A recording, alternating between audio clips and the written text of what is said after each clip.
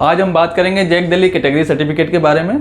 Jack Delhi में कौन कौन से कैटेगरी के बच्चे आते हैं। एज फॉर एग्जांपल ईडब्ल्यूएस का बच्चा है, ओबीसी का बच्चा है, एससी का बच्चा है, एसटी का बच्चा है। इन सभी कैटेगरी के लिए कहाँ कहाँ से उसको सर्टिफिकेट बनाना होता है। जैसे मानिए दिल्ली का बच्चा है, अदर स्टेट में उसका बना हुआ है सर्टिफिकेट, तो क्या वो दिल्ली में मान्य होगा या नहीं होगा। एससी बच्चा है, राजस्थान का एससी बच्चा है, अगर वो दिल्ली से +2 किया हुआ है तो उसको कहाँ से सर्टिफिकेट इशू कराना पड़ेगा। ईडब्ल्यूएस का कहाँ से सर्टिफिकेट इशू कराना पड़ेगा। तो जो भी बच्चा जनरल कैटेगरी का होता है उसके लिए कोई सर्टिफिकेट की रिक्वायरमेंट नहीं होती है। इससे पहले भी एक वीडियो में मैंने आपको बताया हुआ था कि आपने जैक दिल्ली काउंसलिंग जो प्रोसीजर हो रहा था, जैक दिल्ली काउंसलिंग में कितनी % सीटें होम स्टेट के लिए है। आप जानते हैं कि जैक दिल्ली में होम स्टेट के लिए 85% सीटें हैं और अदर स्टेट के लिए 15% सीटें हैं। ठीक है। अब कोई भी बच्चा दिल्ली रीजन से है और दिल्ली रीजन में होने के बावजूद उसने +2 अदर स्टेट से किया हुआ है तो वो दिल्ली रीजन में नहीं माना जाएगा। तो 85% सीट में कौन कौन से बच्चे आएंगे ये क्लियर हो गया। और उसमें आता दिक्कत क्या है कि बच्चा ओबीसी का है, बच्चा बेसिकली बिहार से है या राजस्थान से है। उस बच्चे ने क्या किया कि 12th यहाँ दिल्ली से किया, अब वो दिल्ली रीजन में माना जा रहा है, बट उसको ओबीसी सर्टिफिकेट कहाँ से इशू कराना पड़ेगा, एससी सर्टिफिकेट कहाँ से इशू कराना है, ये सारा डिटेल में हम आपको बताएंगे। ठीक है। तो अभी आपका एग्जैक्ट क्लियर हो गया 85% और 15% सीट का। तो बात करते हैं ईडब्ल्यूएस कैटेगरी के बारे में। ठीक है। ईडब्ल्यूएस का बच्चा अगर होता है तो कैसे क्या करना होगा। ठीक है। ईडब्ल्यूएस कैटेगरी में भी अगर आप बात करेंगे कटअप की, तो कटअप में ईडब्ल्यूएस कैटेगरी में भी काफी डिफरेंस हो जाता है। किसी बच्चे को जनरल कैटेगरी में 3000 में कंप्यूटर साइंस मिल रहा है, 3000 उसका रैंक आया हुआ है, जेईई मेंस में कंप्यूटर साइंस मिल रहा है, बट अगर वो ईडब्ल्यूएस कैटेगरी से आता है, 10,000 भी उसका रैंक है तो उसको कंप्यूटर साइंस मिल जाता है। इतना लंबा डिफरेंस है। तो ईडब्ल्यूएस को आप ध्यान से सुने। अगर दिल्ली का कोई बच्चा है जो ईडब्ल्यूएस कैटेगरी के लिए अप्लाई कर रहा है, उसको दिल्ली रीजन से अपना ईडब्ल्यूएस सर्टिफिकेट बना लेगा। दिल्ली रीजन से ईडब्ल्यूएस सर्टिफिकेट बन जाने के बाद वो दिल्ली रीजन दिल्ली ईडब्ल्यूएस के लिए अप्लाई कर सकता है। दिक्कत कहाँ से आती है? दिक्कत आती है अदर स्टेट के बच्चे के लिए।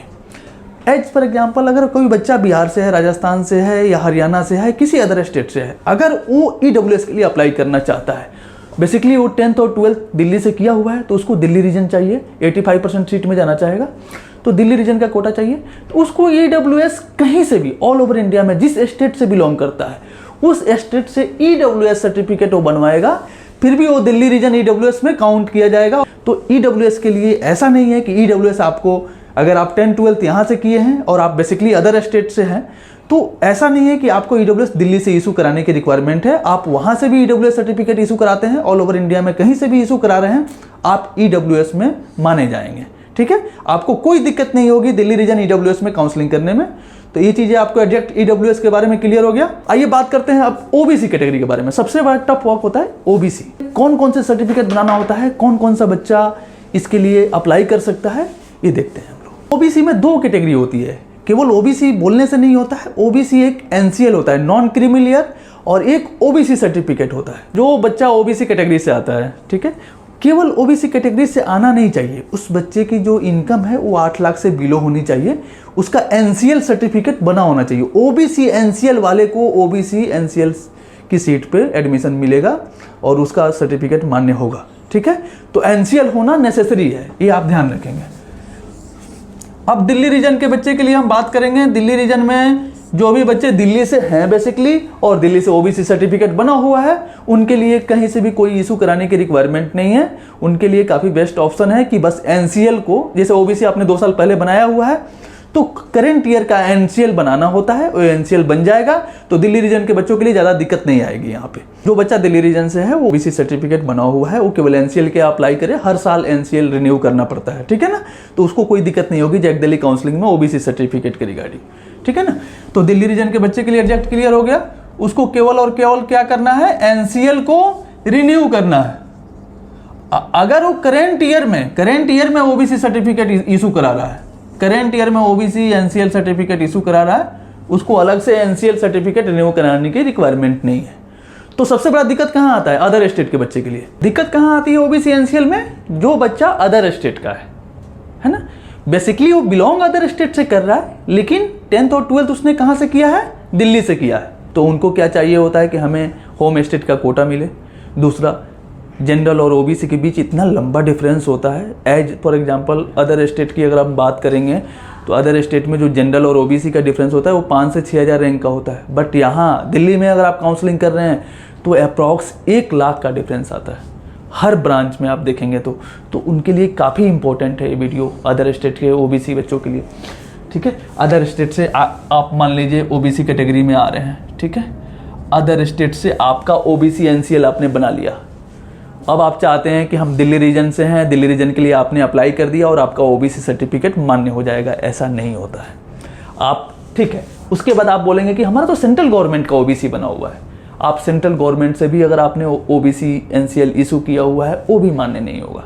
इसके लिए आपको क्या करना है, ठीक है, जैसे आपका अदर स्टेट से ये सर्टिफिकेट बना हुआ है, ठीक है, उसको आप क्या करेंगे, दिल्ली में आप जहाँ भी रहते हैं, ठीक है, वहाँ से आप दिल्ली में अप्लाई कर देंगे ओबीसी सर्टिफिकेट के लिए, और दिल्ली गवर्नमेंट उस बेसिस पे उसमें मेंशन किया हुआ होता है कि इस स्टेट, जैसे बिहार गवर्नमेंट आपको ओबीसी मान रही है, इस बेसिस पे हम आपको दिल्ली से ओबीसी सर्टिफिकेट इशू कर रहे हैं। दिल्ली में जहाँ भी आप रहते हैं वहाँ नियर बाई में आप जाइए, ओबीसी सर्टिफिकेट एसडीओ ऑफिस से बनता है, आप पता कर लीजिएगा, वहाँ पे जाके अप्लाई कीजिए।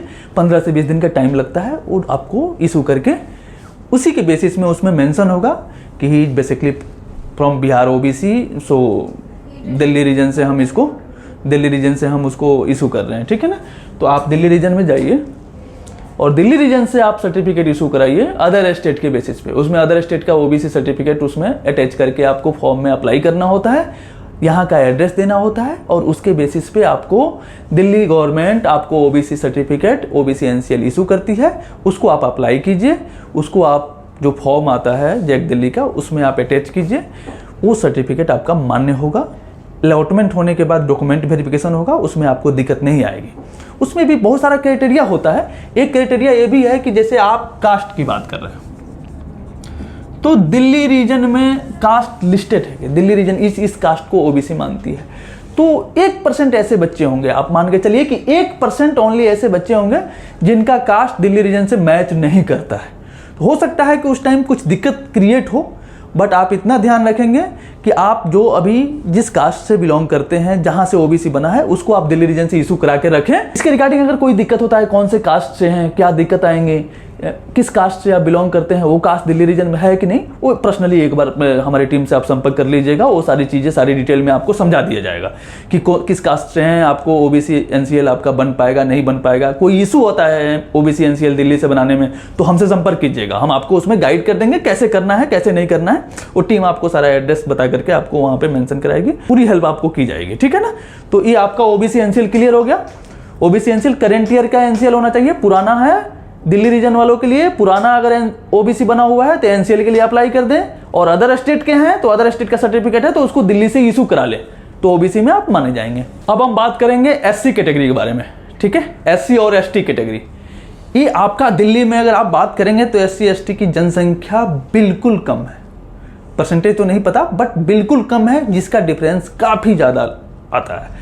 अगर किसी बच्चे का 2 लाख भी रैंक हो, 1.5 लाख भी रैंक हो, उसको कंप्यूटर साइंस मिल जाता है जो जनरल कैटेगरी में 3000 रैंक तक किसी बच्चे का अलॉटमेंट हो रहा हो, ठीक है। किसी का 3000 रैंक पे जनरल कैटेगरी में मिल रहा है और किसी को 1.5 लाख रैंक पे मिल रहा है, 2 लाख रैंक पे मिल रहा है computer science, computer related branch, electronics and communication branch.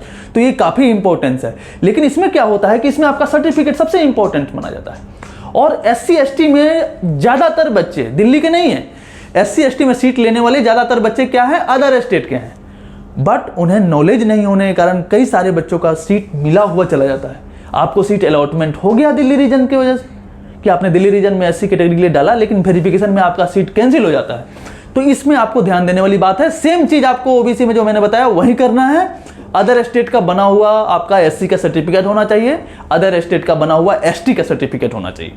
अब सबसे बड़ा प्रॉब्लम क्रिएट करती है, कास्ट मैच नहीं करता है। दिल्ली रीजन जिस कास्ट को एससी और एसटी मानती है, अदर स्टेट में वो आपका कुछ मीनिंग मिस्टेक होता है।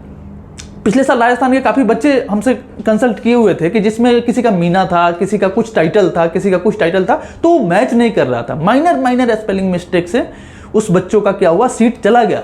तो इसमें ध्यान देने वाली बात है कि आप किस कास्ट से आते हैं, किस स्टेट से आप बिलोंग करते हैं। स्टेट में वो कास्ट आपका एससी सर्टिफिकेट माना जाता है, तो वो सेम कास्ट यहाँ दिल्ली में है कि नहीं है। तो इसकी जानकारी आप ले लीजिएगा हमारी टीम से। और एससी का सर्टिफिकेट सेम प्रोसीजर के साथ करना है, अदर स्टेट का बना हुआ सर्टिफिकेट आपका होना चाहिए, उसको आप दिल्ली से बनवाइए। दिल्ली आपको एससी सर्टिफिकेट इशू करेगी, उसमें बेसिकली मेंशन होता है कि आप बेसिकली इस स्टेट से एससी हैं, तो आपको इसी स्टेट के बेस पे दिल्ली गवर्नमेंट आपको एससी सर्टिफिकेट इशू करेगी। अदरवाइज इसमें भी सेंट्रल से बना हुआ एससी और एसटी सर्टिफिकेट मान्य नहीं होगा, तो ये ध्यान रखिएगा। आप मानते हैं कि अगर कोई बच्चा दिल्ली का है कि दिल्ली से उसने 12th किया, दिल्ली में उसका एससी सर्टिफिकेट बना हुआ है, उसके लिए कोई दिक्कत नहीं आएगी। उसका एससी सर्टिफिकेट लगाने के बाद उसको कोई प्रॉब्लम नहीं है, कोई रिन्यू कराने की रिक्वायरमेंट नहीं है। एससी सर्टिफिकेट उसका बना हुआ होना चाहिए, वो आपका 1 साल बैक का भी होगा तो वो चल जाएगा, उसमें कोई दिक्कत नहीं है। ठीक है, एसटी सर्टिफिकेट है तो उसमें भी कोई दिक्कत नहीं आएगी। तो दिल्ली रीजन के बच्चों के लिए ज़्यादा सोचने की रिक्वायरमेंट नहीं है, उनको बस सर्टिफिकेट उनके पास इशू होना चाहिए। एक और कैटेगरी आता है जो कि काफ़ी महत्वपूर्ण है कैटेगरी।